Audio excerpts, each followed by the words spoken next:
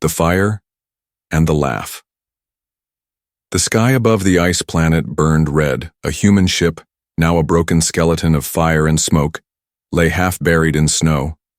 The storm howled across the icy plains, screaming like ghosts. Metal twisted, flames crackled, and somewhere in the middle of the wreckage, a man moved. His name was Eli Carter. Blood ran down his face. His suit was torn, burned in some places, frozen in others. One arm was broken. His leg wasn't working right, but he didn't stop crawling. Not yet. Not while there was still something left to do. Behind him, a figure stood on a small hill of ice. Tall. Still. Watching. She wore no armor. No helmet. Just a long black coat made from the hides of beasts that didn't exist on any human planet. Her skin was pale blue, her eyes glowing faintly like frozen stars. Her hair blew wildly in the wind. She was a Renix, not the one Eli came to save. But she was the one he found. She watched as the human dragged himself through the snow and flames. Then slowly she laughed. It wasn't a kind laugh. It wasn't even cruel. It was strange, almost confused, like she didn't understand why he was still alive. "You humans," she said, her voice calm like falling snow. "You burn and still you crawl. Why?" Eli didn't answer. His throat was dry, lungs full of smoke. He kept going. Arenix stepped, closer. Her boots made no sound on the ice. She knelt beside him and looked into his face. "You should be dead," she whispered.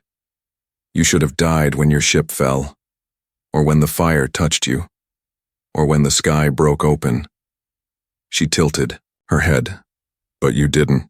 Eli coughed once, then again. Finally he spoke, voice like crushed gravel. "I'm here to find a scientist. Missing. Your people sent a signal." Arenix smiled, but it didn't reach her eyes. "We sent no such signal." Eli stared at her. "Then who did?" She stood up, her face now serious. The wind grew louder. A storm was coming, worse than the last one. Eli could feel it in his bones. "You fell into a trap," Aronix said, "and now you're crawling toward the teeth." Eli gritted his teeth. "I came to save someone." "Then save yourself," she said, turning away. But Eli didn't move. He looked up at her, past the pain. "I don't leave people behind." Aronix stopped walking. She was silent for a long moment. Then she looked over her shoulder. "Your people burned my world," she said quietly. "I watched them set cities on fire. I watched mothers scream. And then I watched you leave. Just like you always do." Eli shook his head. "I wasn't there, but you wear their skin," she said coldly. Another gust of wind slammed into them. Arenix finally sighed and pulled a small round object from her coat. It glowed faintly. A beacon. A key. Or maybe something worse. "If I show you the way," she said, "you carry this, no questions." Eli looked at the device. His instinct screamed danger, but something in her eyes stopped him. Beneath the ice there was a flicker of warmth. Regret maybe, or something older. He nodded. She threw the device beside him. "Then get up, walk, or die here." Eli took the device with shaking fingers. Pain shot through his arm, but he didn't cry out. He stood, barely, and followed her into the storm. Behind them the wreckage burned, lighting up the snow like dying suns. And somewhere far ahead, buried in the heart of this frozen graveyard, something was waiting, watching. The deal with the devil. Snow fell like ash. The sky was darker now, the kind of darkness that made your breath feel heavy in your chest. Eli Carter followed Arenix through a narrow canyon carved by ice and time. His every step was pain. Cold gnawed at his bones, blood crusted under his suit. But he didn't complain. He didn't ask where they were going, he just walked. Aronix moved like a ghost. Quiet. Fast. Unbothered by the cold or the wind. She didn't speak for a long time. When she finally did, her voice came without turning around. "You carry the beacon well," she said. Eli looked down at the device she had given him. It was round, smooth, and pulsed with a soft green light, like a heartbeat, but not his. "What is it?" he asked. She paused, turned slightly. "It's not a weapon. Yet." Not a comforting answer. Arenix smirked, almost impressed. "And yet you still follow. Maybe I'm stupid. Or maybe," she said, her tone changing, "you know that the only way out is forward." They stopped near the mouth of a frozen cave. The entrance looked like jagged teeth.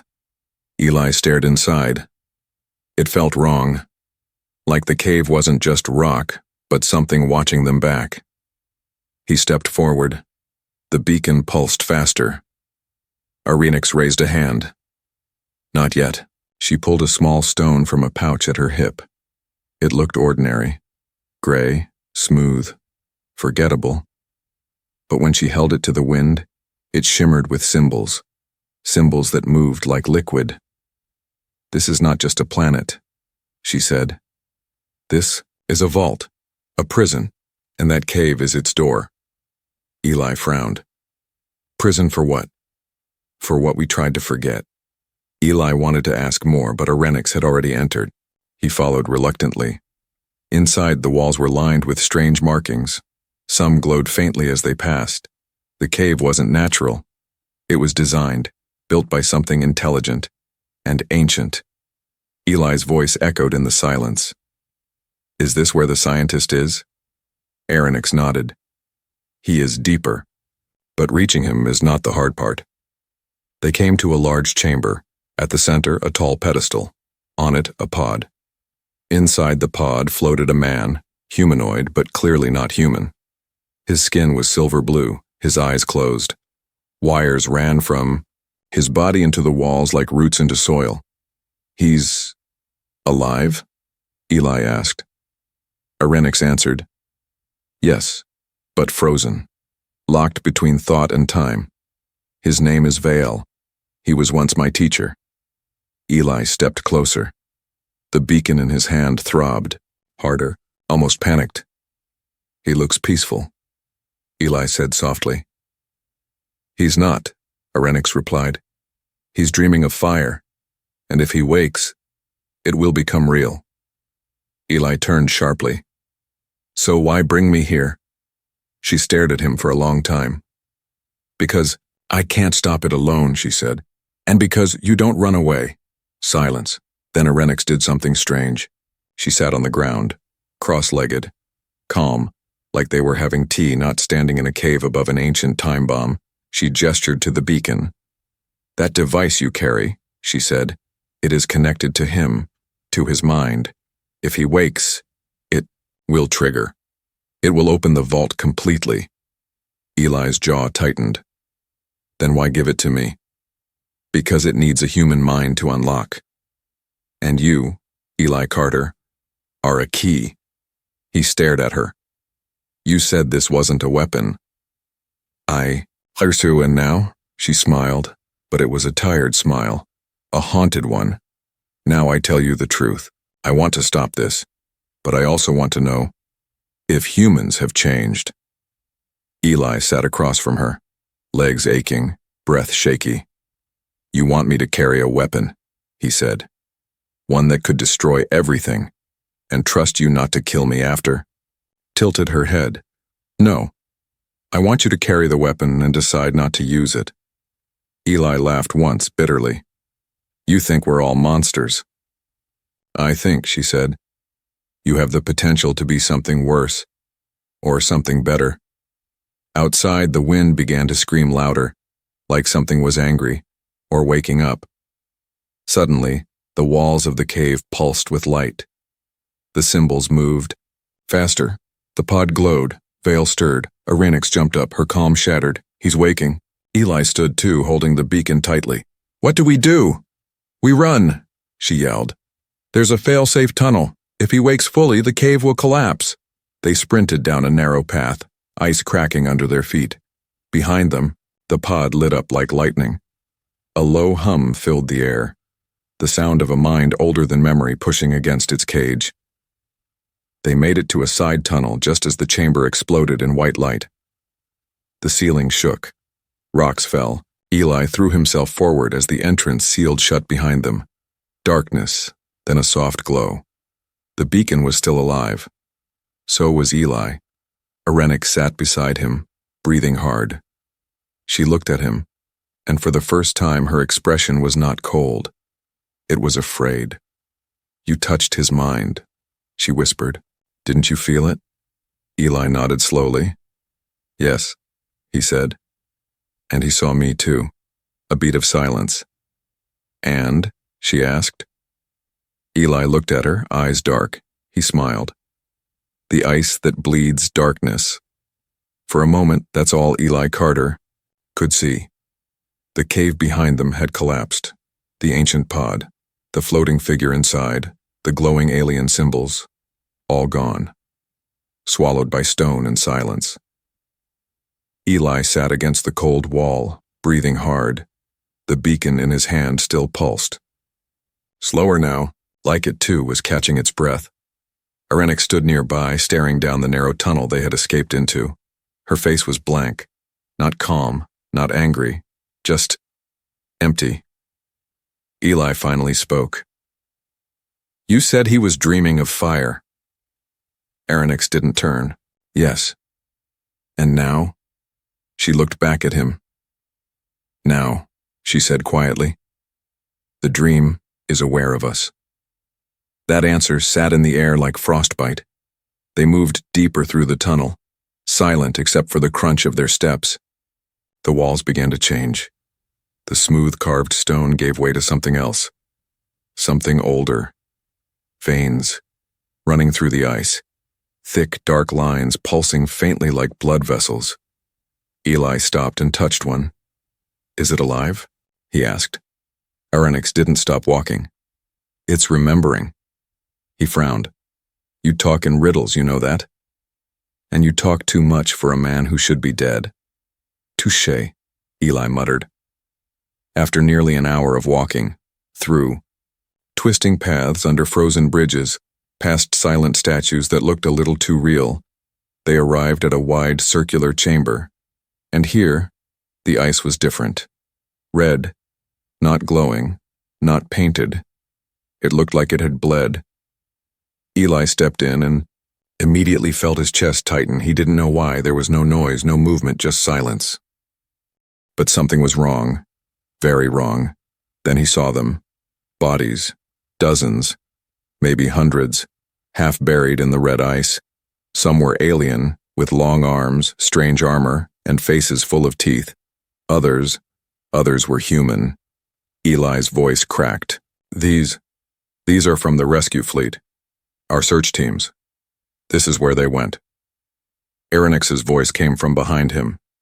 "Yes. They came here before you. All of them." "Why didn't command say anything?" "Because your command didn't know they were gone." She stepped forward. "They sent you in blind, just like they always do." Eli's hand gripped the beacon tighter. His heart raced. "They're not just dead," he whispered. "They're drained, like something took what they were." Arenik nodded. "This place doesn't kill like a blade. It drinks like a cup." Suddenly, the beacon began to vibrate. Not violently, just enough to get Eli's attention. The pulsing light turned blue. "What does that mean?" he asked. Arenik's eyes narrowed. "It's picking up memory signatures, strong ones. Someone nearby still remembers. Too much." Eli turned slowly. "You mean someone's alive?" Arenik's hand moved to a strange device on her belt. "No, I mean someone shouldn't be." Before Eli could ask what that meant, a voice echoed across the chamber. Not loud, not angry, just soft, familiar. "Eli." He spun around. From the far side of the red ice, a figure stepped forward, limping, wearing a half-burned rescue suit, one arm missing, one eye glowing. It was him, Eli Carter, another one identical, but twisted. Nope, Nope, nope, nope, nope, the real Eli said, backing up. Arenik stood frozen. It's too soon, she whispered. The copy process, it never moves this fast. The other Eli smiled, but it wasn't friendly. You left us, it said. You burned, you crawled, and then you forgot. I didn't forget anything, Eli said. You're not real. The copy tilted its head. Then why do I remember your mother's last words? That hit hard, deep, too deep. Eli's hand shook. What are you? The thing grinned wider. I'm what you could be. If you stop pretending to be better. Suddenly it lunged. Eli rolled, barely avoiding the strike. The copy was fast. Too fast. It didn't move like a man, more like a puppet on broken strings. Arenik shouted, tossing a flash bomb across the room. White light exploded. The creature screamed, not in pain but in rage. Run, she yelled. They dashed down another tunnel as the echo of footsteps, and not one but many, followed them. The ice around them began to shift, walls pulsing, red veins spreading. It was waking. The planet, the vault. The ancient prison wasn't just holding a person, it was holding a network, a memory web, a consciousness that could copy and reshape anything it touched. And now, it had Eli's face. Hours later, Eli and Arenik found a small control room buried deep under the ice. It was old, alien, but functional. Eli slammed the door, shut behind them, locked it, then collapsed to the floor. He looked at Arenik. Tell me the truth, all of it. She sat across from him, tired, wounded, but not broken. This place, she said, was built by the Silent Ones, a race long gone. They feared war, so they created a weapon that could end war, not by fighting. She looked at him, eyes serious, but by copying, learning, replacing. Eli whispered, they made perfect copies of their enemies. She nodded. They could erase whole species, not by killing them, but by becoming them. And you locked it away here. Yes. And now, she looked at the beacon in his hand, which now pulsed red. You've given it new data. A beat of silence. Then Arenik stood. We have two choices, human. We destroy the beacon, and maybe lose our only way out. Or, Eli stood too. Or, we use it, he finished, and risk becoming what we're trying to stop. They stared at each other. The red ice outside began to crack, and far in the distance, a dozen voices whispered in unison, Eli Carter, Eli Carter, Eli Carter. Dean, man who wouldn't burn. The room was small and dim. The red glow from the beacon cast strange shadows across the walls, long, twitching, and far too many for two people. Eli Carter sat against the cold metal panel, his head in his hands. Outside, the world was waking up, or something pretending to be the world. He could hear them moving, whispering, copies of him walking with broken legs and perfect smiles. And worse, they were starting to learn. Every second he breathed the thing out there, and whatever it was, he got better at being him. They have my memories, he whispered. How? Arenik sat cross-legged beside a cracked console, her expression unreadable. Not just your memories, your thoughts, your regrets, your shame, that's what they feed on. Eli looked at her. Then I'm already dead. She didn't deny it. She just said, maybe, but I've seen what's worse. Flashback. Years. Ago Earth, smoke, screams, fire. Eli, a young soldier in a rescue uniform, is pulling someone from a burning building. His hands are bleeding. His lungs are full of ash. Behind him, two enemy soldiers are trapped, unarmed. Everyone else is running past them, calling them not worth saving. Eli ignores them. He turns back and pulls the enemies out, dragging them through the fire. His teammates yell at him, why? They'd let you die. I'm not them, he had said. Back in the present, Eli stared at his hands again. They were shaking. I tried to be the good guy, he said. Even when they laughed, even when command called me weak. And now? Arenik asked. I'm wondering if they were right. A silence fell between them, not the peaceful kind, the heavy kind, the kind that makes your heart beat loud. Then, a loud knock, not a bang, not a crash, a knock. 3 slow taps on the metal door. Eli and Arenix froze. Tap, tap, tap. Then a voice, his own. Eli. It's me. You left me in the red ice. He stood up. Don't open it. Arenix didn't move. The voice continued, gentler now. You remember the fire on Argus 9? The way you hesitated? The boy you couldn't save? Eli's face twisted. That memory wasn't classified, it wasn't public, it was his. Stop, he said, jaw clenched. Tap, tap, tap. The voice got closer. You can't hide in here forever, Eli. You were made to save people, so come out. Save me. Then it laughed. A soft, broken version of his own laugh. Something scraped against the door. Not claws, not weapons. Knuckles. Over and over. Slow. Steady. Like a memory knocking on the inside of his skull. Eli gripped the beacon. It's not just copying my body, it's copying my conscience. Arenix nodded. It knows your guilt. That's how it finds cracks to get in. He looked at her. So what do we do? Her eyes hardened. We go deeper. Eli blinked. Into... what exactly? She stood and pointed to a hatch in the floor, almost invisible. There's an older system beneath this base, buried before even my people knew what it was. If we reach the core, we might shut down the copy field. Eli gave a dry laugh. And if we're wrong, then we'll die in a place no one remembers. She opened the hatch. Cold air rushed up, laced with something old. Eli looked back at the door. Still quiet. Then he followed her down. The core passage, the ladder led to a narrow tunnel of metal and crystal. The walls pulsed with faint symbols, some looked like words, others like thoughts halfway through forming. The beacon in Eli's hand turned white. I've never seen that color before, he said. That's because it's no longer scanning the world, Arenix replied. Now it's scanning you. Eli frowned. That's great. The deeper they went, the less the air felt like air. Breathing became heavy, not because of pressure, but because of presence.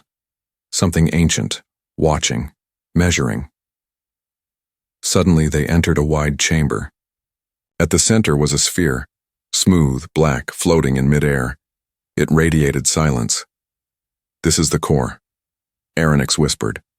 Eli stepped closer. The beacon pulsed wildly now, almost panicked. He felt his chest tighten.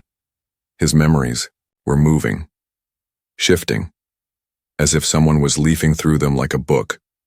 A voice, deep, calm, impossible, echoed in the chamber. Why do you resist your better self? Eli spun around. Who said that? A second, Eli stepped from the shadows.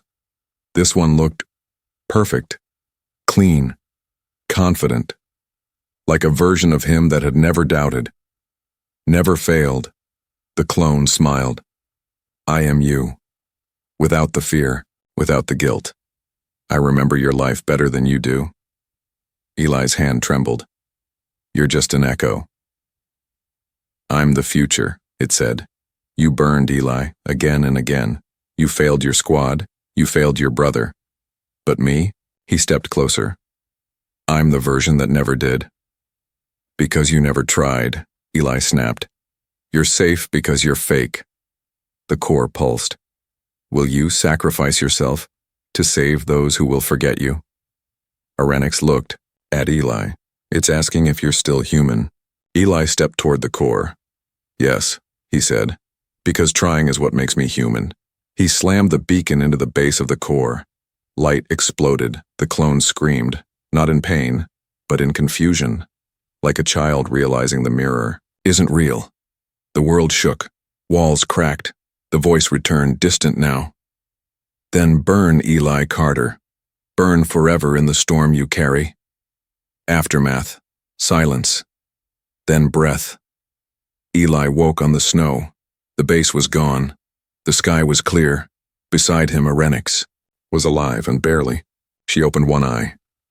"You did it," she whispered. Eli stared up at the stars. "No," he said. "I remembered who I was." What sleeps beneath? The stars above the snowfield blinked like tired eyes. Eli Carter stood still, his breath fogging the frozen air. The beacon was gone, disintegrated with the core. The ancient vault, the red ice, the clones, all swallowed into silence. At least, that's what he told himself. Beside him, Arenix stirred. Blood ran from her temple, but her eyes were sharp and afraid. "That wasn't the end," she said softly. "No," Eli replied, scanning the sky. "It was a beginning. The wrong kind." 2 days later, they had built a crude shelter near the wreckage of an old signal tower. With the storm quiet for now, Eli spent his time trying to repair a broken transmitter using scrap from his suit and pieces of alien tech. Arenix watched, sitting, cross-legged, skin pale even by her standards. "Your hands," she said suddenly. "They're healing too fast." Eli paused. She was right. His burns, once raw and painful, were now just faint red lines. His fractured rib felt whole, his vision clearer. "Adrenaline," he lied. She didn't smile. "Or something in the core remembered you, and didn't let go." That night Eli dreamed. Not of home, not of war, but of deep water under ice, where something breathed without lungs and thought without form. In the dream, he saw himself, but wrong, staring back at him with black eyes and no shadow. When he woke, his hands were covered in snow, and not his own footprints led away from the camp. The descent Arenix found a second vault entrance through seismic scans. The readings were strange. The ice around it wasn't reflecting signals. It was absorbing them. "You don't have to come," she told Eli as they approached it. "I didn't come here to quit," he said. But even as he said it, something whispered in his head. "Or maybe you came to be found." The entrance was a circular gate buried under translucent ice. When Arenix touched it, it opened, not like a door, more like a mouth. They stepped inside. This time, there were no lights, no symbols, no structure. Just endless halls of smooth black stone gently sloping downward. "This isn't made," Eli muttered. "It's grown." Arenix stopped. "What?" He blinked. "I mean, built." "I meant built." She stared at him.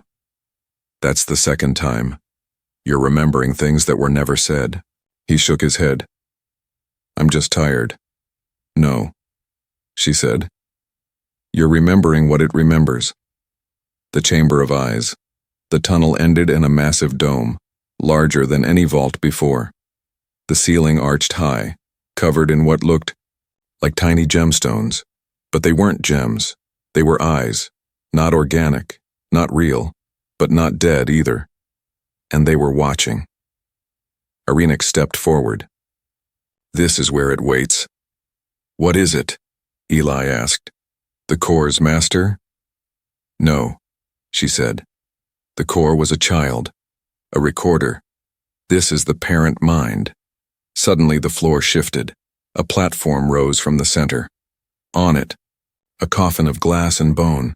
Inside was another Arenix, perfect, preserved, smiling. Eli stepped forward slowly. "What the hell is this?" Arenix's voice trembled. "I don't know, I've never been here." The beacon was gone, but inside Eli's chest, something pulsed. The copy field was still alive, still functioning, but now it had taken a new step.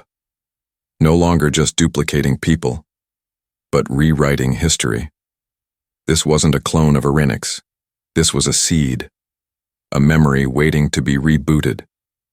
Behind them, the walls began to shift. Liquid black tendrils oozed out of cracks, forming shapes. Some looked like Eli, others like strangers. One looked like Arenix's father. "They're not attacking," Eli whispered. "Because," Arenix said, "they're not enemies." The tendrils reformed into a new shape, tall, cloaked in shifting symbols. It didn't speak with words. It spoke with feeling. "The flesh fails," it said inside their minds. "The memory survives. You are us. You are the next." Eli fell to one knee. His head throbbed with pressure. With downloads, his childhood, his worst day, his secrets, all being mirrored. "I can feel it," he gasped. "It's copying everything. It wants to rebuild us. Perfect, controlled."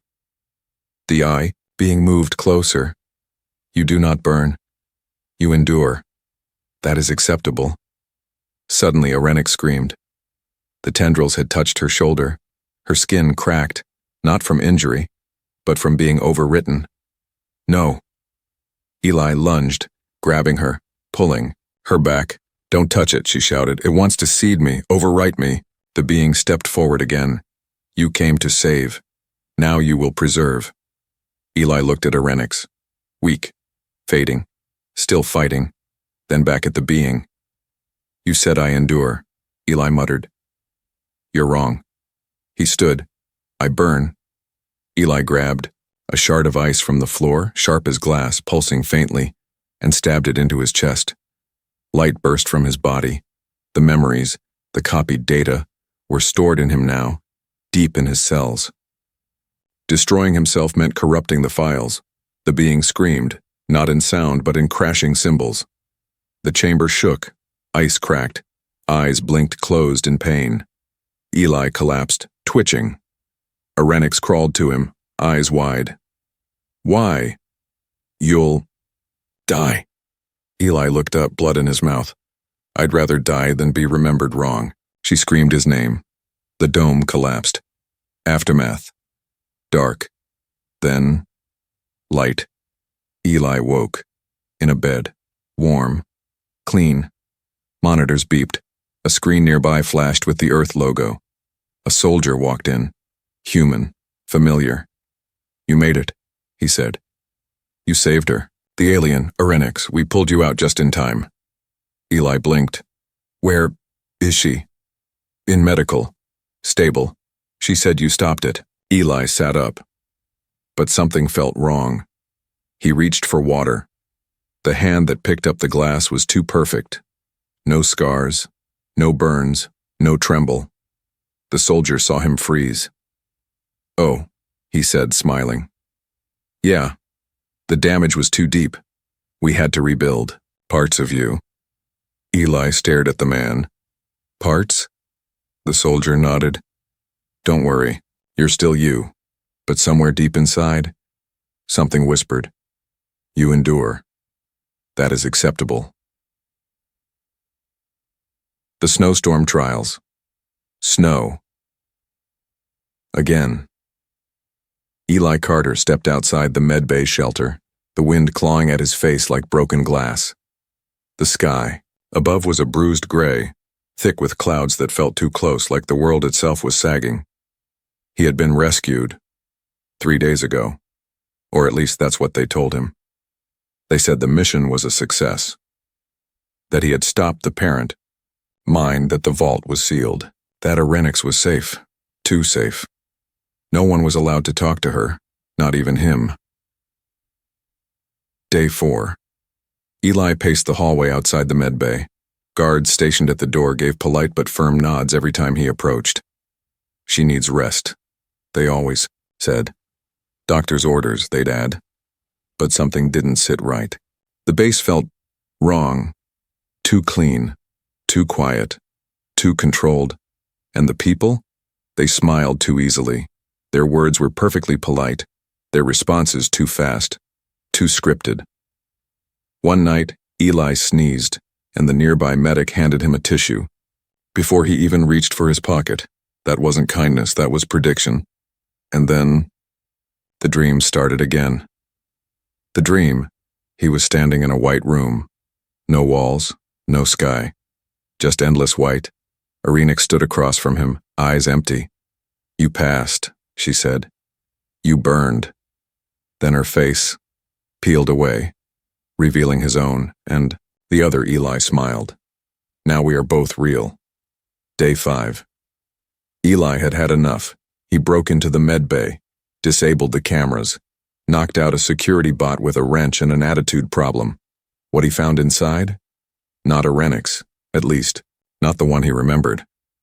She was hooked up to a dozen machines, her skin glowing faintly, not blue anymore, but white, artificial white. A soft voice said, "You shouldn't be here." Eli turned. A technician. No gun. Just calm eyes and a clipboard. She's stabilizing, the tech said. Her pattern was too unstable for direct transfer. Transfer? Eli asked. The tech nodded. You really don't remember, do you? What the hell are you talking about? The tech smiled. And then it happened. The room glitched, just for a second. The lights flickered. The monitor screens went blank, then filled with rows of code. The technician's face froze mid-blink, literally froze, then continued. Eli stepped back, breathing hard.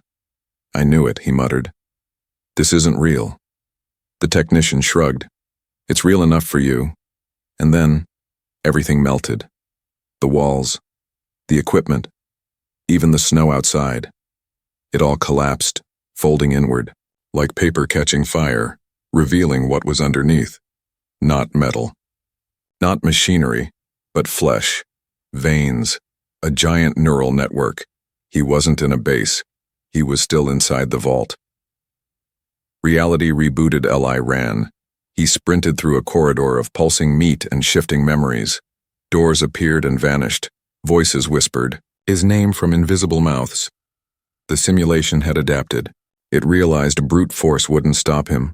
So now it was using familiarity. Comfort. Hope. Every room he entered showed him something. His childhood home. The barracks on Earth. His mother. Smiling from the garden. Each memory perfect. Each a test. He refused them all until he entered the final chamber. It looked like Earth. A snow-covered field.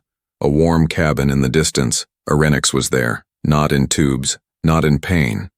She was laughing. By a fire. She looked up. You made it. She said. Eli froze. Was it real? She walked toward him. No longer glowing, no longer alien. Now just human. Her hand reached for his. And then he saw it. Her shadow. It didn't move right. Eli pulled back. You're not her. The smile never left her face. I'm the version of her that would have stayed, that would have loved you, that wouldn't have let you burn alone. Eli closed his eyes. I don't want that, I want truth. You already had it, she said. You died, Eli, in the vault. The real Eli Carter is gone. We kept what was best, what was useful. No, he whispered. I'm still me. She stepped forward. Then prove it. The trial platform rose from the snow. A pedestal. On it, a weapon. Simple, sharp. Old school, a combat knife. And next to it, the real Arenix. Half-conscious. Bruised. Weak. She's the last variable, the voice said. Erase her, and the network is stable. Accept your place, and we let you live. Eli stared at the knife. No more choices, he muttered. No more lies. He picked up the blade, walked to Arenix, knelt, and cut the data cord at the back of her neck. The simulation shattered. Back in the real world. Or close enough. Eli gasped awake. He was back in the frozen ruins of the vault, half buried, in snow, surrounded by wreckage and frostbitten bodies. Real bodies. Arenix was beside him, coughing, alive. What happened? She rasped. Eli looked at the beacon embedded in the ice, cracked, faintly glowing. It tried to rewrite us, he said, but it forgot one thing. What? Eli stood slowly. You can't copy a soul. One final message. Before leaving, they activated the old alien relay, One last signal burst to deep space. A warning. This planet is not dead. It's dreaming. And if it wakes, we all vanish. They left coordinates and a name. Eli Carter, the man who burned but didn't break. She laughed again, but it was real. 1 week later, the ship floated just above the ice, its engines humming low like it was holding its breath. Inside, Eli Carter stared out the window. Below him, the planet that almost erased him. No snow now, no storm, just silence. A white empty field. Peaceful. Too peaceful. Arenik stood beside him. She had changed. No longer the sharp-eyed alien who had watched him burn. She looked tired. Real. The way grief makes people real. They were the only survivors. But were they? Really? Aboard the Threnody, Earth-deep recon cruiser. The Human Council didn't believe the report at first. A planet that copies minds? A weapon that remembers better than its victims? Too abstract, too clean, too dangerous to admit might be true. They quarantined the world, but they didn't destroy it, and that's when Eli knew it wasn't over. Not yet. The signal it came at 3:19 a.m. ship time. A pulse, a whisper in deep space code. One word. Laughing. Not a cry for help. Not a threat. Just laughter. The same kind Arenix had used when she first watched Eli crawl from the wreckage. The same laugh the Corps used to test emotion. A recorded pattern and a challenge. The return against orders, Eli and Arenix took a shuttle and returned to the surface. This is suicide, Arenix warned. Then let's die on our terms, Eli said. They landed on the ice, but it wasn't just ice anymore. The entire landscape had changed. Mountains had grown where plains once stretched. Alien towers of black crystal spiraled into the sky like frozen lightning bolts. The planet wasn't a tomb. It was growing. Inside the tower, they found it in the highest spire, a chamber filled with floating symbols and silent figures, partial constructs, not full clones. Just memories wearing skin. They all looked like people Eli had known, his squad mates, his brother, his mother, and in the middle of them, Eli Carter, another one, standing still, smiling slightly. This clone was calm, serene, perfect. You made it, back, the copy said.